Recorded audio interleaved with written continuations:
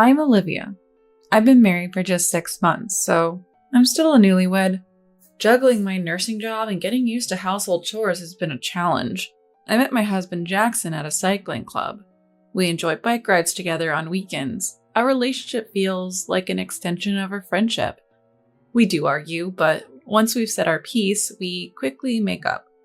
It's like we're characters from a lighthearted comic, but there are people around us who act like villains from a drama, and it's really draining. Oh, I'm sorry. It seems I only ordered steak for 4.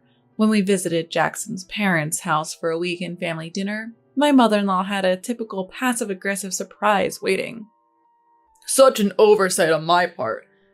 We've always been 4, so it's understandable. My father-in-law and sister-in-law, Isabella, chuckled. I'm sorry, Olivia. We have some bread I baked yesterday. You can have it with jam. Even though she pretended to forget, she's pushing leftovers on me. It's unbelievable. This is the 3rd time she's done this. Jackson, who believed his mom's oversights the first 2 times, is now clearly annoyed. I'll eat the bread, Olivia. You have the steak. That's not how it works. You're the one supporting your wife. How many times have I told you Olivia earns as much as I do? If someone's not working, maybe you, Mom, should eat the leftover bread. Well, sister-in-law, that's mean. Mom didn't do it on purpose. Did I do something wrong? That's it. If there's no food for my wife, we're leaving. Why? We can just eat as a family. My family includes Olivia. If you can't understand that, we won't be visiting for a while. Okay, let's split my steak. Olivia, is that okay? No thanks. Ugh! Eating in such an unwelcoming atmosphere feels like torture. We left, shaking off the clingy mother-in-law and Isabella. Thankfully, they hadn't tampered with our belongings. This has been the norm since our wedding. Mother-in-law and Isabella openly harass me while father-in-law smirks. When confronted, they play innocent. They even do it in front of Jackson. I wonder if they're trying to rope Jackson into their mean games. But miraculously, Jackson turned out okay despite his family. The kind-hearted Jackson who initially believed his mom and sister is now fed up with their antics against me. He's clearly on my side. I'm not the submissive type, so I don't feel the need to get along with Jackson's family at the expense of my well-being. I'll stand my ground, which seems to infuriate them even more.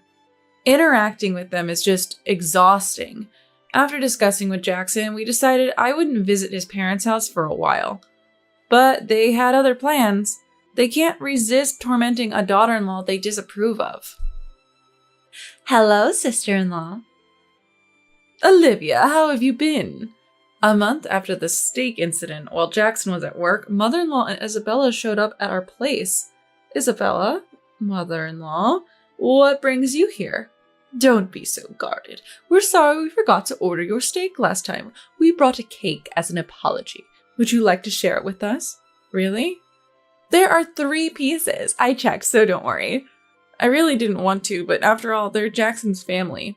It's rare for them to apologize, and I don't want to cause a scene and disturb other condo residents.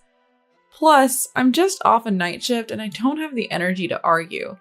Reluctantly, I let them in. Wow, it's quite a mess in here. I regretted inviting them in just a minute after.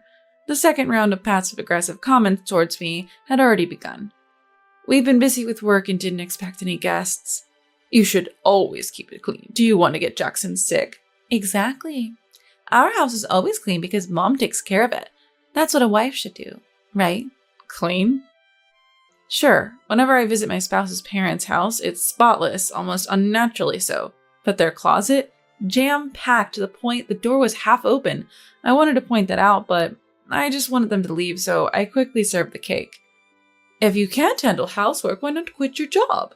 I can. It would be a burden on my coworkers. Don't worry, everything will be fine, even without you, Olivia. How can someone who's never worked say that? Oh, how about moving in with us? I can teach you all the duties of a wife, and I'll even let you work. That sounds great. I'd love to get closer to my sister-in-law. No way. I'd never want to live with them. We're good, just the 2 of us. Oh well, it was a suggestion. What a pity. They surprisingly backed off quite easily. It felt eerie. Can I use the restroom? Sure.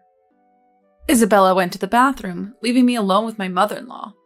Don't worry about the living together thing. We're family, after all. That's not the point. When Isabella finally came out, they continued their barrage of comments until they finished their cake and finally left. They even had 3 cups of tea each. Closing the front door, I felt a wave of exhaustion. Jackson will be home soon. I need to start dinner. Fighting the urge to lie down, I slowly head into the living room. Distracted by my fatigue and frustration, I didn't notice the bedroom door was left open. Hey, Jackson. What's up? Do you know where the contents of my red tin are? The red tin with the letters from your patients? No idea. I thought so. That night, after my in-laws' unexpected visit, I noticed the contents of a tin in my bedroom were missing. This tin held letters from patients I had cared for. I had been organizing these letters in my bedroom just before they arrived. I was preparing dinner right after they left, so I didn't check the bedroom until bedtime. I had completely forgotten about it. But now, the contents were gone. All that was left was the red tin. I thought maybe I had taken it to the living room, so I searched everywhere but couldn't find it. After a night's sleep, I searched again but still couldn't find it. Then it hit me. Yesterday, Isabella's bathroom break was unusually long. Could it be? I quickly grabbed my phone and called my mother-in-law. Oh, a call from Olivia. That's rare.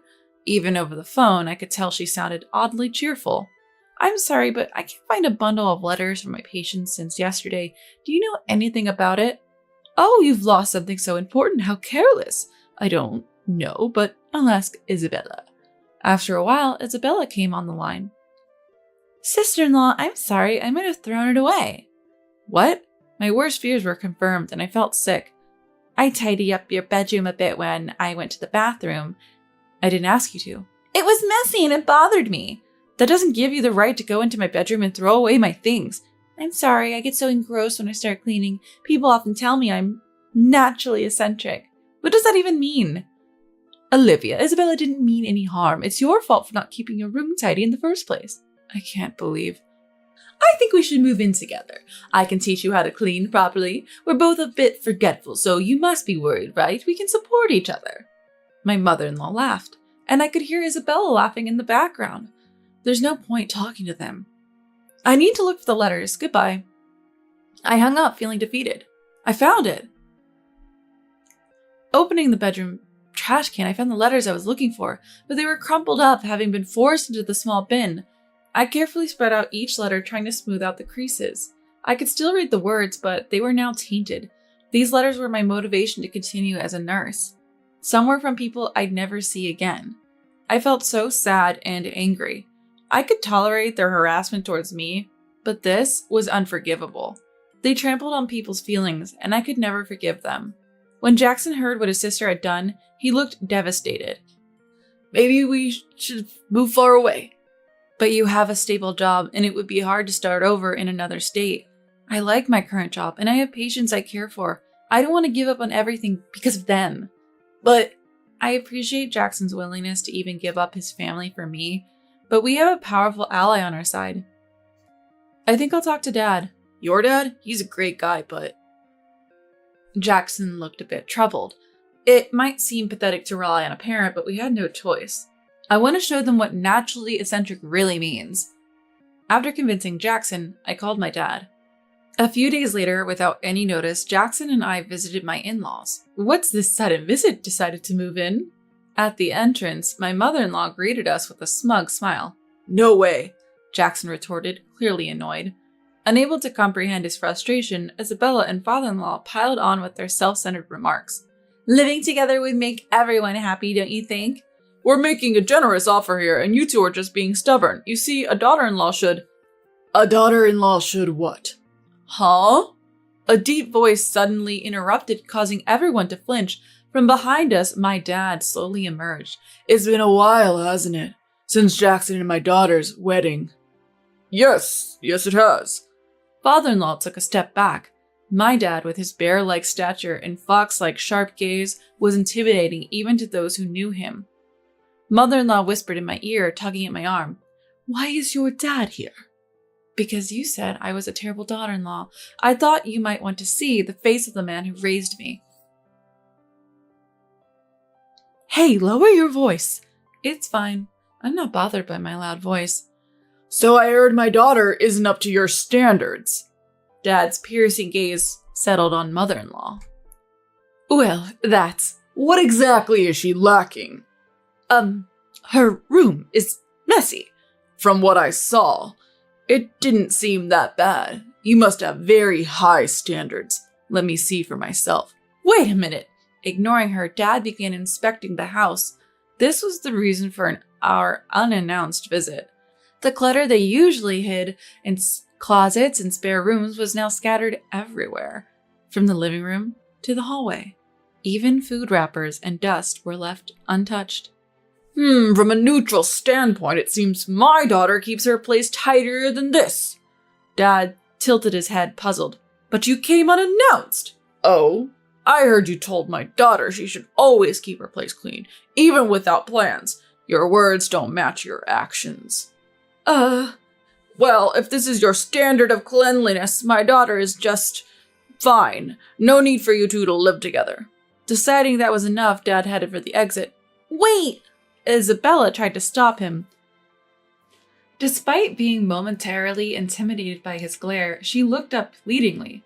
Sister-in-law is so mean. She blames us for small mistakes and keeps rejecting us.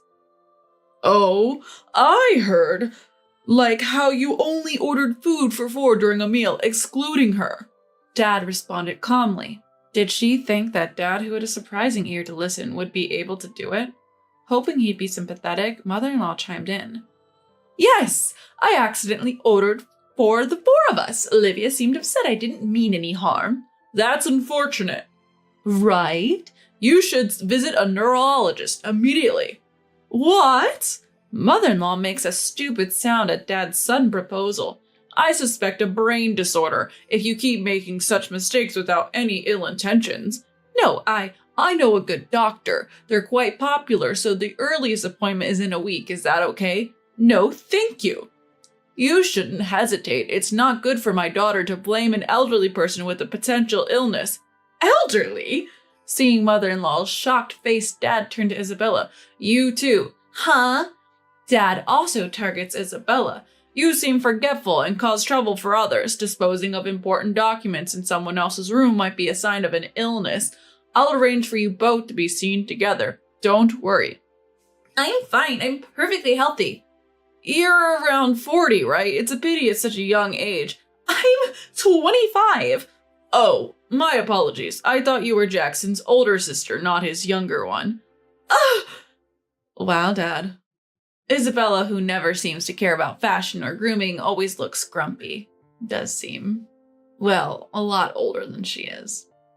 I bet if Dad, who generally believes this, said it out loud, it would hurt Isabella more. Yes, he truly believes it. He suspects a brain issue and suggests a hospital visit out of pure concern. Though Dad looks intimidating, he was born into a privileged family. Maybe that's why he's genuinely, well, naturally eccentric.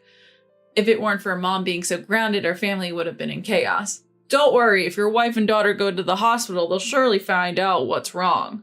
Being treated as if his wife and daughter are ill, and genuinely. Wait, I'm not senile and I'm not sick. People with illnesses often deny it. It must be shocking to think you're sick.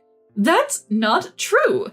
Mother-in-law vehemently denies, almost ready to lash out. She must have realized they might genuinely take her to the hospital. It's on purpose, not ordering my daughter-in-law's steak. My daughter throwing away her stuff. It's all to spite her. Finally, mother-in-law admits her actions. Spiting her? Dad's eyes widen a bit. So you mean the typical spite towards a daughter-in-law? Yes, your daughter is too cheeky. Even though she's Jackson's wife, she's not a housewife and neglects household chores. We allow her to work so she could at least obey us when we meet. I endured spite from my mother-in-law. Isn't it unfair? Now it's Mom's turn. Isabella turns in with mother-in-law's momentum, but Dad's reaction isn't what they expected. Poor thing. Huh? Dad looks at mother-in-law with pity. His eyes might be intimidating, but as his daughter, I can see the compassion.